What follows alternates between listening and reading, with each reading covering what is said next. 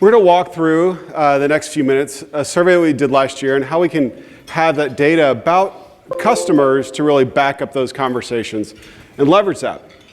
But it would not be a Salesforce presentation if we didn't cover the forward-looking statement. So if we can jump to the next slide.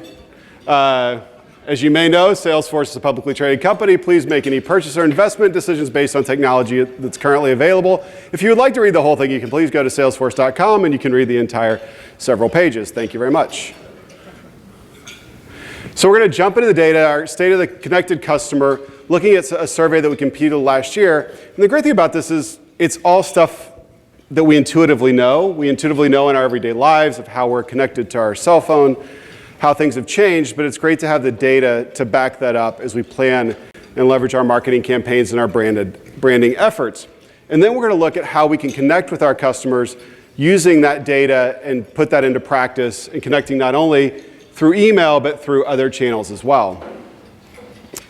So as we know, customers have more access to data than they ever have before, and it makes the switching cost from one brand to another very easy. It makes it easy for them to vote with their feet and take their business elsewhere. So with access to all of this data that customers have at their fingertips, we really have to be aware of creating that brand experience. Because we're not only competing kind of with what we see as our competitors in a given field or in an industry, we're competing with that person's last great customer experience. And sometimes we're competing against that customer's last bad customer experience. But again, we are held to a higher standard because as brands, customers have come to expect us to provide them with information, to provide them data, but to also provide them a great customer experience. And they can vote with their feet. We've seen this in the car industry. Used to, it was a one-sided process. You went to the dealer and they had all the cards and had all the information. And then brands like Cars.com came along and made everything very transparent and it gave people a good sense of what was in, what the cost of that, what the transaction was involved. So that access to information. The same thing in the real estate market. It's changed. We have so much access to data that we never had before. So it really has made the consumer, put them much more in control of the process. And our culture of immediacy, having a smartphone, having a supercomputer with us all the time has changed our expectations. Who knows where their library is closest to their house? Who's been there in the last 3 months? Okay, you probably have kids. Anybody remember the Dewey Decimal System? Okay. Well, now when I'm doing research papers with my daughters, I've got to find a way to make their lives harder in another way because they can just search. They can get that information on the internet. They can ask Siri. Wikipedia is not a source for anybody. They do have to go a little bit deeper than that. But again, their access to information, and we have it at our fingertips, has changed our expectation as consumers. We want it now. You're having a conversation at dinner with your friends over a great movie line or a quote or, who's that person? You don't have to wait long. Like, who wrote that song? We have all of that information at our fingertips and we don't have to wait. And so as brands, we have to be aware of this and be able to react in real time to customers' needs. But we all want a personalized experience. As we talked about this morning, we want to be the entitled customer. We have these expectations, and we want that personalized experience. We want when we log into our bank account, we want all of that information right there. We want it to be quick and easy. We want it to be frictionless. And again, we want individuals, we want customers, we want brands to know us as our customers across all of our different channels that we communicate. And again, it becomes that experience that we're looking at being compared to other brands and other great experiences. And importantly, we want to move away from having selling be the key to every interaction. Customers want to get smarter about using our products, about using our brands. They want to connect. We want to make it easier. How many people in here have an onboarding program for when they sell a product or service? That's one of the huge opportunities that as marketers we need to move beyond that we really miss, an opportunity. Someone has raised their hand and said, I want to have a relationship with your brand. I want to have a relationship with your organization. and they've opted in at that point, it's a great opportunity to say thank you and to welcome them and to help them be smarter about using that product or service that they've already bought.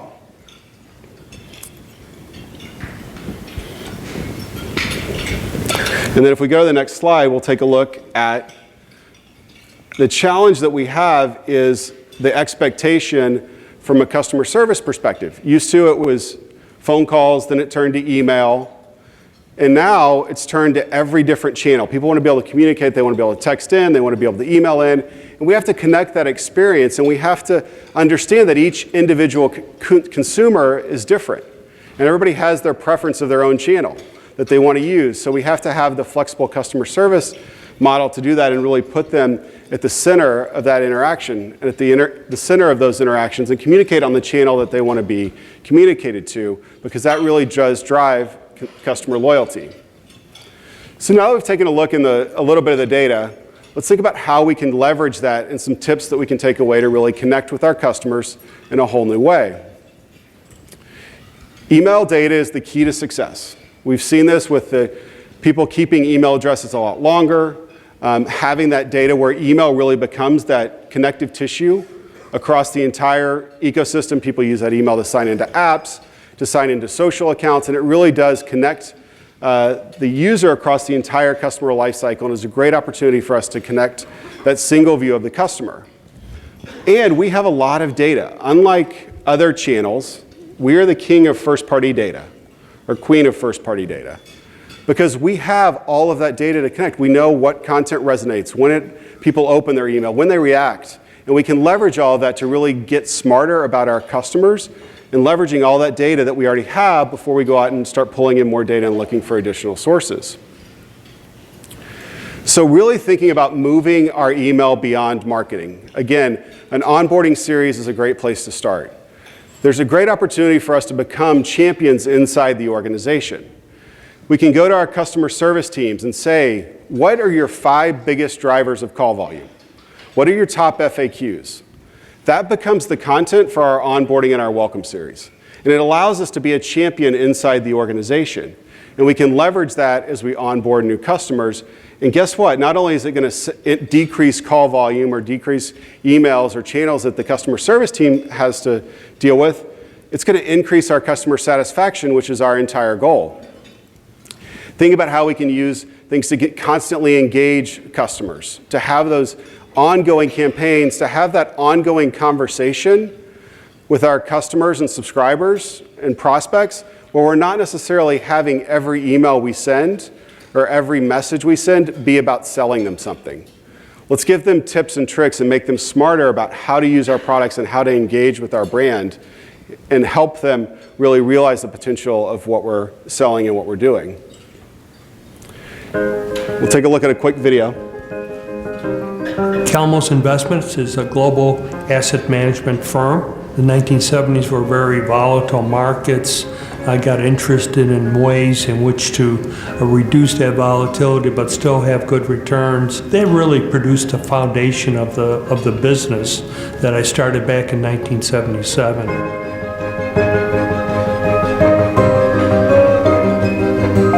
We help people save for very important goals in life. And when people invest with us, they're essentially giving us their confidence. So our audience is primarily financial advisors and individual investors, and we wanted to put a focus on our advisor and their needs. Financial advisors receive in their inbox on average 30 emails a day from financial advisor firms. Advisors have a lot of different resources that they can go to for their news, but we want to be their trusted resource for information. The Salesforce Marketing Cloud provides us the tools that we can do that. The Financial Advisor online portal is a resource that advisors can use with thought leadership and investment insights. There are over 150 content pieces that Predictive Intelligence uses to personalize each advisor's experience on our website. So the Calmos Investments portal allows us the opportunity to personalize content, not at the industry level, but at the individual level, to really get the right message in front of the right audience at the right time in a way that we haven't had the opportunity to do in the past. Advisors are people. They get used to that sort of customization, and they want that customization. It feels like a more personal experience. It feels like a conversation. Predictive intelligence is constantly learning and observing an advisor's behavior to make those personalized recommendations better and better. Salesforce allows us to really communicate with our audience on a one-to-one level. It's also showing us through the engagement of what advisors are clicking on, what topics are resonating with them. And that's really helping us better understand our customer base and then better communicating to them. Average industry time per page view is around 4 minutes. We've actually been able to increase our average time duration to over 6 minutes. How do we continue to get them returning back to our site and use Calmos as that trusted resource? One of the things that we've implemented through the Marketing Cloud is a welcome email series. When an advisor comes to our financial advisor portal and registers for the site, the Marketing Cloud automatically enrolls them in our welcome campaign. So we're using this to make personalized recommendations based on their browsing history, or also if there's financial advisors that are similar to them. All of this is automated through the Marketing Cloud. We've seen double-digit increases in open rates on our email campaigns. We've seen double-digit increases in click-through rates on our email campaigns. We think we've just scratched the surface. We're really excited when we think about the future and what we can do digitally with our clients. Salesforce has really enabled us to be a leader in the financial services space and really bringing that face-to-face meeting that the advisors are used to into a personal digital relationship.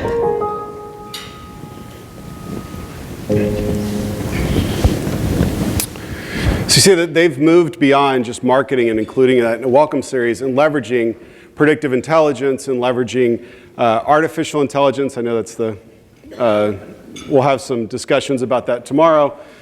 But really that predictive content, the predictive recommendations that have been around for several years.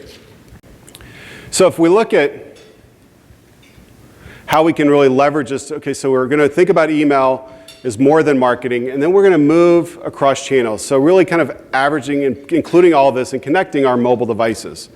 Again, sending relevant messages. Again, we know what resonates, and we can leverage our existing campaigns to double down on that effort to create that consistent messaging.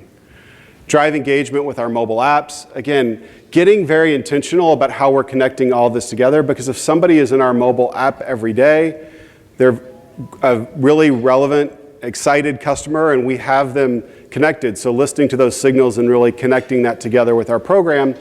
And then using geolocation to create experiences. Again, we went back to consumers now are willing to give more data for a better experience, and we can leverage the fact that they're walking around with a device that gives off a ton of information, and we can leverage that to trigger messages and create marketing messages that connect with the customer exactly where they are. So after we've looked at how we can connect to mobile, now we can take a look at how we really can connect and make advertising a one-to-one marketing channel based on the fact that we have all of this great first-party data. We can use it for finding new customers. We take our best customers, we can match that through lots of partners. We can do that through a DMP, and we can connect and find people who look like our best customers. Who are those 20% of our customers that make 80% of the purchases? Let's go find more people like them.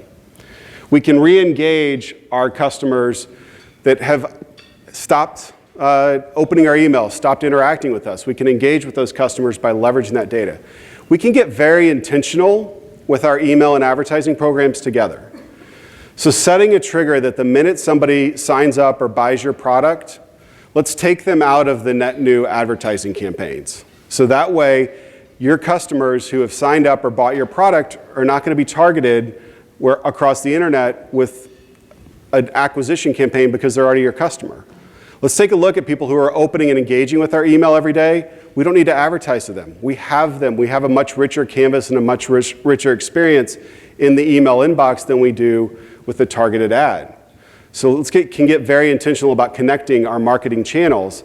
And then let's also say if somebody hasn't opened our email in 3 months, let's go ahead and turn them and drop them into an advertising campaign and stop sending email. So really think about how we can pull all of this together to have that connected cross-channel experience and have the data working together to go from email to advertising across the entire spectrum. And then we can extend the reach of email and ads. And this is the classic reach and frequency model where we have all of that ad and we double down on that message so they see it in 2 different places. So kind of some takeaways from here is putting the customers at the center of your business. One last question that I'll ask, actually 2, but how many people have mapped their customer journey in the last 3 months, have gone through the experience if they have no idea what product or service, you know what industry you're in, that's all you're doing. So you're looking for shoes, or you're looking for travel, or you're looking at, have gone through and done that experience in the last 3 months as if they had no idea. That's my number 1 recommendation is go do that. Do that on a mobile device, do that on a desktop, find out where the friction is, because our goal as marketers is to make it as easy as possible to convert, to fill out the form, to find information, to buy our product. So go through and map that customer journey and see what that experience is like. Where could it improve? Is there data that you want that you don't have? Where can you connect that experience? And then leverage that data to create the culture of immediacy to really drive that. Once you've got that journey, how can we make this experience better? How can we leverage that data? How can we connect that experience across the entire customer journey, leveraging that data, making sure that our email matches with our advertising program, being that those leaders inside the organization, go start with kind of finding those quick wins, find those quick wins and work up from there to really drive that connection, to drive that customer response being really centered around that individual, but understanding that they have that access to information and they want everything right now, right away. And we'll see this, and one of the biggest changes that we'll see coming is with natural language processing, turning that mobile device into a much more powerful shopping device. Because the fact that I'll be able to ask somebody for a blue extra large button-down shirt is much easier on a phone than trying to search all that. It's much easier talking into that phone and asking Siri for it or asking Alexa than it is to go through and type and search all that information. So that's going to be a huge shift for the way consumers buy when we have that voice-enabled connected to the mobile buying experience. Next slide. And in closing, don't fear disruption, be the disruptor. Become the disruptor. We have all of the great data that everybody else in the organization wants. We can leverage that to resources. We can go to other teams. We can connect. We can leverage that to become extremely successful inside the organization because we can help them out. Because we have 2 things as marketers and email marketers that other parts of the organization don't have. We have a lot of data, and we have a connection, and we have a relationship with the customers who have raised their hand and said they want to have a relationship with our brand. So we can leverage that to achieve any of the goals and help out others inside the organization and maintain that connection to our customer. So with that, I would like to thank you for your time. Look forward to seeing everybody around the rest of the conference, and looks like we got some good weather outside. So I'll throw it back to John as we get ready for afternoon activities. Yes, my man. Thank you so much, Blake. Well done, sir. I think Blake